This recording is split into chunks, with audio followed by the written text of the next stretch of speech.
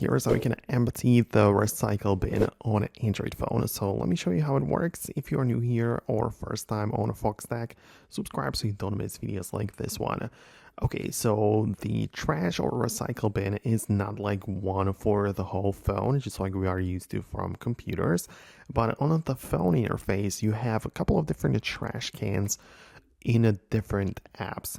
For example, if you go to the Photos app, you're going to notice that you have like the basic Photos interface, but when you tap on the three dots, we have the trash folder in here.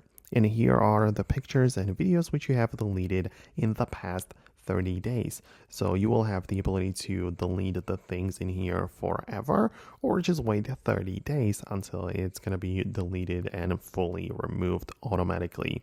So that is definitely something which you can do, but that's just part of the gallery.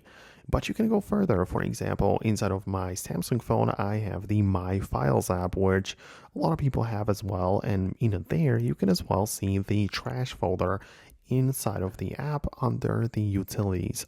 So when I get in here, very same thing.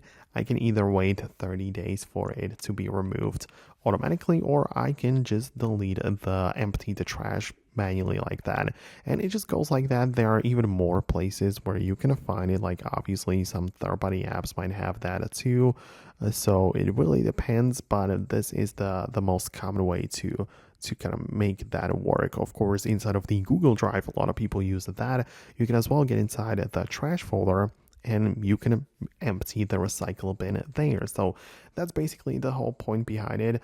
Let me know if you manage to make it work or find the thing. As I said, so many apps which have that, like even a Google Photos or OneDrive, cloud storage, and even more have the recycle bin. So you have to go through them one by one. But I hope it makes sense. I hope I was able to explain that. Thanks a lot for watching, and I will hopefully see you later in the future uploads.